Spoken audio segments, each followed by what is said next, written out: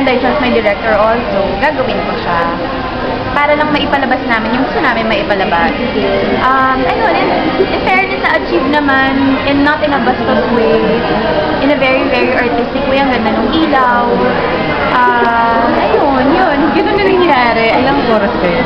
Ay, Diyos ko, oras-oras. Parang umaga hanggang after lunch yata. Longest love scene ko. Because, you know, we do love scenes in television din naman eh. But I guess we had to be extra careful. Parang 10 hours. Kasi nung kay Don daw siya, kay Jerry. Grabe talaga. Sa inyo daw mga Ilang oras? Hanggang nawala na nga yung hiya ko kay Piolo eh. Parang, okay, friends na lang talaga tayo. So, tatrust na talaga kita dahil nakita mo na rin naman lahat. Nakita niyo lahat? Almost lahat, ikaw naman. Hindi ko lahat giveaway.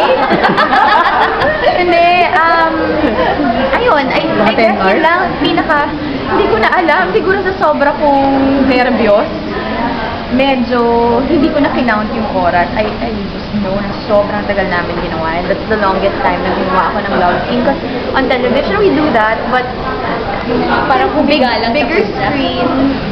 And ano siya kasi, parang, di ba sa TV parang haplos, dissolve. But this one's different kasi parang, ano siya, love scene siya ng mag-asawa.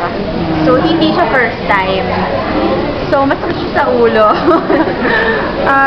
Ayun, yun lang naman po. Pero, nagpapasalamat ako dahil inalagaan naman nila ako while doing it. Sorry to ask ka, kasi sinabi mo halos nakita niyo nito lahat. Ikaw, ano yung nakita mo ito? Ay, ayoko na lang magsalita. Siya na lang ang tanongin niyo. Pero doon mo ba na-realize na friends na lang kayo tulad ng sinabi mo kanina? Hindi kasi parang, di ba, friends tayo. Ngayon talaga parang in a deeper way. Kasi parang, oo naman, parang hindi naman normal na nakikita ng guy friends ko yung mga tinatago-tago natin at pinoprotekta. Ayun, but siguro it also helps na komportable rin ako sa kanya. Kasi magkaibigan naman na kami even before doing it. Pero yun nga, sabi ko, grabe, parang lumalim ang friendship natin. Dahil sa nangyaring love scene na yun. Siyempre, siguro deeper yung trust ko. And yun nga, hindi siya ganun kadali kasi gawin for me. Of course, meron pa rin tayong mga takot. Hindi naman tayo sanay sa ganitong mga eksena. Ay,